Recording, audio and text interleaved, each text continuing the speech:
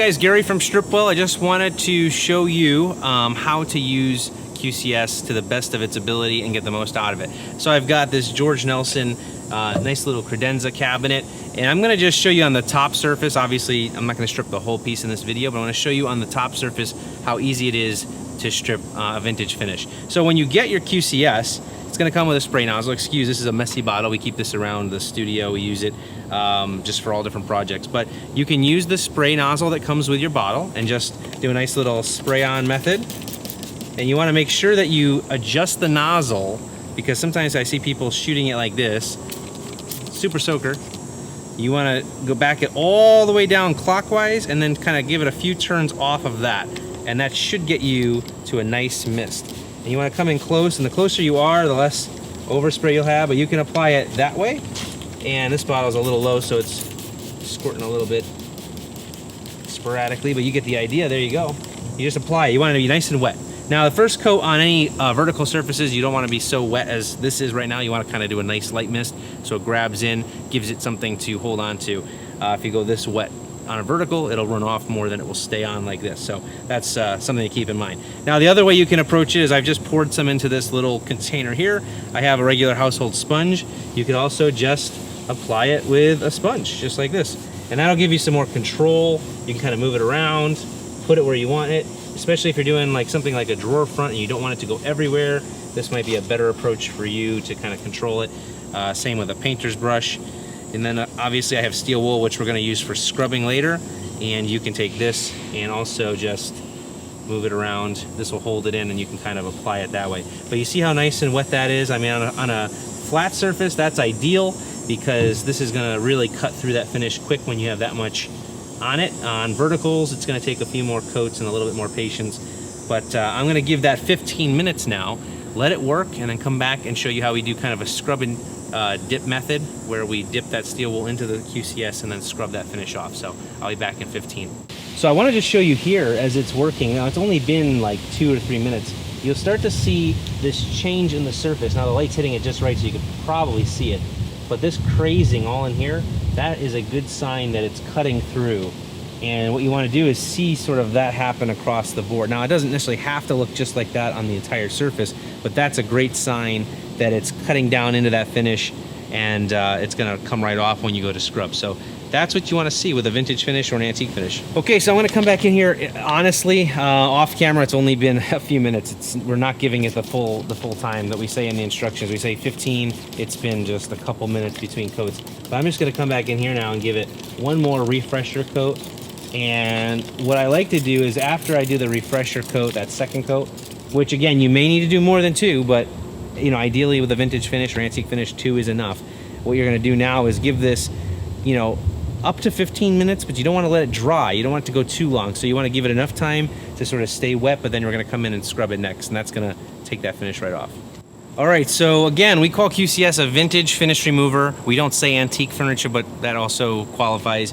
It won't work on every finish you come up against. We always say it's not a silver bullet, but for the vintage furniture restorer or refinisher or someone who deals a lot with antique and vintage furniture, it will work a lot of the time for you, so it's going to eliminate those harsh chemicals.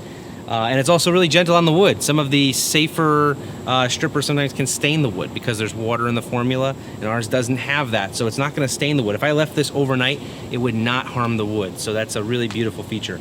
So I'm going to come in here. I have a putty knife. Now, one thing I recommend, side note, little bonus tip here, is round the corners of your putty knife on a sander. Take your sander and just kind of hit the corners, because what you want, I haven't done it on this, so you can see it's still sharp. That is what you don't really want, because if you happen to just twist a little bit, that's going to gouge the wood. But if you just nip these corners off, that's going to make it much safer. Some people use plastic scrapers. That also can work, but I like the metal scraper. So I'm going to come in here now and just give it a test and see what it does. Let's see. Oh yeah, look at that.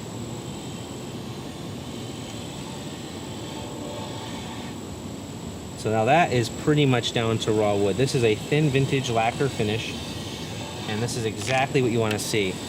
And what I might do sometimes, just because the steel wool can kind of get filled up if you just go straight to scrubbing, sometimes I'll just kind of do this. I'll just kind of go over it, get some of it off, not kill myself to get all of it. You know, there's a little bit here and a little bit, you know, in random spots where it still needs to cut through some more. But look how fast that's working. It's cutting right through it. And that's what you want to see. Now, as it dries, you'll see some finish just popping up. That's where you have to, the trouble spots. And you could go back and hit those with the scraper. But ultimately, what I'm going to do is get this cleaned off and then come back and hit it with QCS and steel wool. And this is going to be just perfect. All right, so now this is like super key to our process. I recommend this to everybody. Some people don't do it, some people do. I highly recommend this. This is single zero steel wool, so that's like right in the middle. It's not too coarse, it's not too fine, it's right in the middle. It doesn't really matter, you could go coarser, you could go finer. This is just in the middle, works. Again, that's not a rule, but this is what we find works really well. You're gonna dip it in QCS, okay, pour a little into a cup, and now all you're gonna do is scrub it. And what that's gonna do is release all of the remaining finish that's on there. But you can see, versus sanding or scraping or any of the other techniques that sometimes are used, this is like leaving that original factory color. Some people ask if stripping will take color away. Stripping doesn't usually take color out unless the color's in the finish. So if it's a toned finish where the color is actually, like if the finish is pigmented, then, it's starting to rain.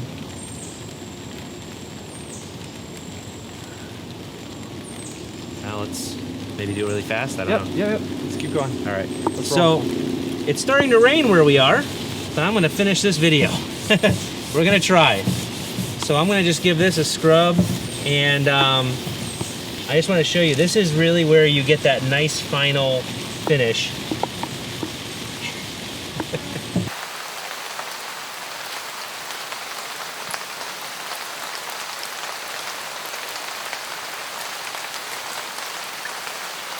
All right, guys, so here we go. I'm gonna just go over this now and scrub the surface now that we've scraped it.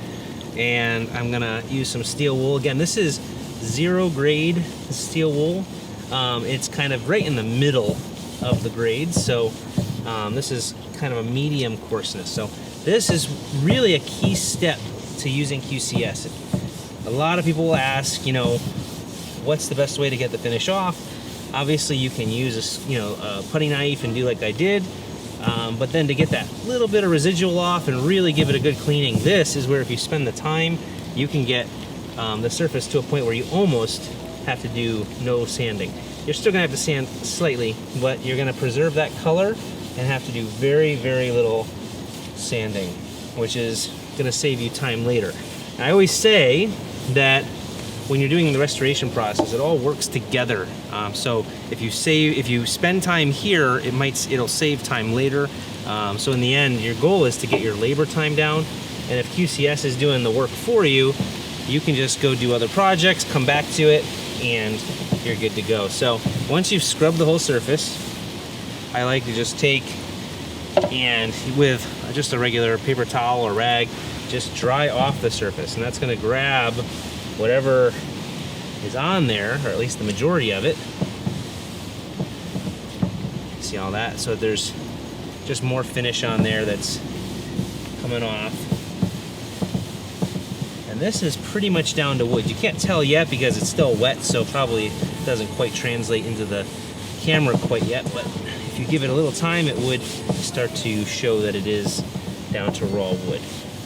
I see one little spot here of finish. I don't know if you can see what the difference is, but there's this little area right here. If you can see that, but it's a little shiny.